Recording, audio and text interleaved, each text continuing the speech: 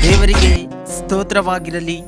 ಈ ದಿನದ ದೇವರ ವಾಗ್ದಾನವು ಕೀರ್ತನೆಗಳು 1ನೇ ಅಧ್ಯಾಯ 1ನೇ ವಚನದಿಂದ, ಯಾವನಾದರೂ ದುಷ್ಟನ ಆಲೋಚನೆಯಂತೆ ನಡೆಯದೆ ಪಾಪಾತ್ಮರ ಮಾರ್ಗದಲ್ಲಿ ನಿಂತುಕೊಳ್ಳದೆ ಧರ್ಮನಿಂದೆಕೋರರೊಡನೆ ಕೂತುಕೊಳ್ಳದೆ ಯೆಹೋವನ ಧರ್ಮಶಾಸ್ತ್ರದಲ್ಲಿ ಆನಂದ ಪಡುವವನಾಗಿ ಅದನ್ನೇ ಹಗಲಿರುಳು ಧ್ಯಾನಿಸುತ್ತಿರುವನೋ ಅವನು ಎಷ್ಟೋ ಧನ್ಯನು.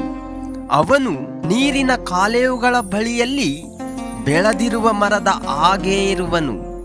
ಅಂತ ಮರವು ತಕ್ಕ ಕಾಲದಲ್ಲಿ ಫಲ ಕೊಡುತ್ತದಲ್ಲ, ಅದರ ಎಲೆ ಬಾಡುವುದೇ ಇಲ್ಲ.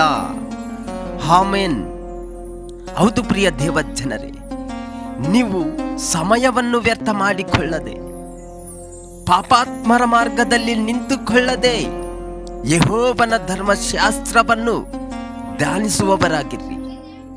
ಆತನು ಹೇಳಿದ ಹಾಗೆ ಅಂತ ಮರವು ತಕ್ಕ ಕಾಲದಲ್ಲಿ ಫಲ ಕೊಡುತ್ತದಲ್ಲ, ಅದರ ಎಲೆಯು ಬಾಡುವುದೇ ಇಲ್ಲ ಎಂದು ಈ ದಿನವೂ ನಿಮ್ಮ ದೇವರಾದ ಯೆಹೋವನು ನುಡಿಯುತ್ತಿದ್ದಾನೆ.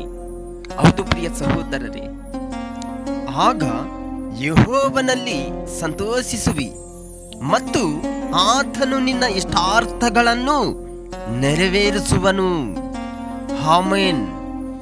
ಪ್ರಿಯ ಸಹೋದರರೇ, ನೀವು ಯೆಹೋವನ ಮಂದಿರದಲ್ಲಾಗಲಿ ಯೆಹೋವನ ಸುವಾರ್ತೆ ಕೂಟದಲ್ಲಾಗಲಿ ಪಾಲ್ಗೊಳ್ಳುವುದಾದರೆ, ಆತನ ಆಜ್ಞೆಗಳನ್ನು ಕೈಗೊಂಡು ನಡೆಯುವುದಾದರೆ, ಆತನು ನಿಮ್ಮ ಇಷ್ಟಾರ್ಥಗಳನ್ನು ನೆರವೇರಿಸುವವನಾಗಿ ನಿಮಗೆ ಶುಭವೂ ಕೃಪೆಯನ್ನು ಹಿಂಬಾಲಿಸುವವನಾಗಿದ್ದಾನೆ.